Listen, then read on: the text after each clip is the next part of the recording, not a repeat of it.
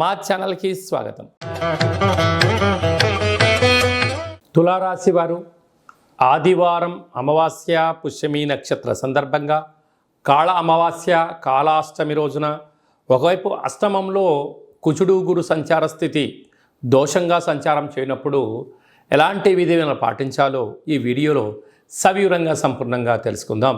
తులారాశిలో ఏ నక్షత్రాలు వస్తాయి అనగా చిత్తా నక్షత్రంలోని 3వ పాదం 4వ పాదం, స్వాతి నక్షత్రంలోని 4 పాదాలు, విశాఖ నక్షత్రంలోని 1, 2, 3 పాదములు కలిపితే తులారాశి అవ్వడం జరుగుతూ ఉంటుంది.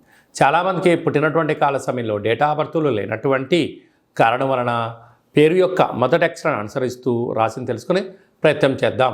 రా, రి, శ్రీ, రు, రే, రో, తా, తి, తు, తే, తో అక్షరాల వారందరూ కూడా తులారాశి జాతకులు.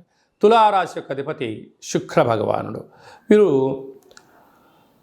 పంచమ స్థానంలో శని సంచార స్థితి ఉండడం, వక్రగమనంలో శని భగవానుడు ఉండడం వలన వాహన ప్రమాదాలు స్వల్పంగా పొంచి ఉన్నాయి.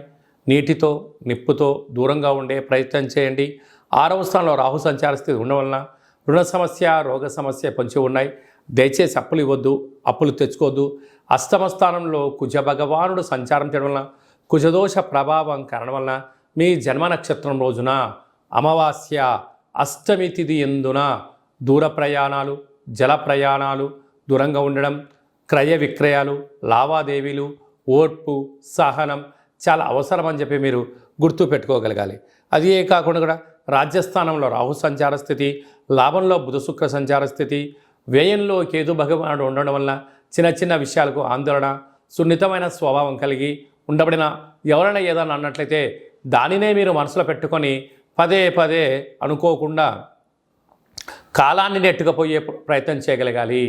కనుక తెల్ల జిల్లడి యొక్క వృక్షం చుట్టూ ప్రదక్షిణ, దీపము, వీలైతే ఆ యొక్క వేరును తెచ్చుకొని మట్టిని బాగా కడిగి సింధూరం బాగా పూసుకొని పూజామందిరంలో ఉంచుకొని తంత్ర వరసిద్ధి తాంత్రిక కాళభైరవ హోమ కార్యక్రమాన్ని చేసి ఇంట్లో పెట్టుకున్నట్లయితే అద్భుతమైనటువంటి మీరు రాబోయే 7 తరాల వారికి ఆనంద సిద్ధి, ఆరోగ్య సిద్ధి, ఐశ్వర్య సిద్ధి, కనక సిద్ధి, అమృత సిద్ధి అనేటువంటి అనేక రకాల సిద్ధులు మీకు సొంతమై తులారాశి వారికి ఎనలేనటువంటి ధనం, ఐశ్వర్యం మీ సొంతం కాబోతుంది.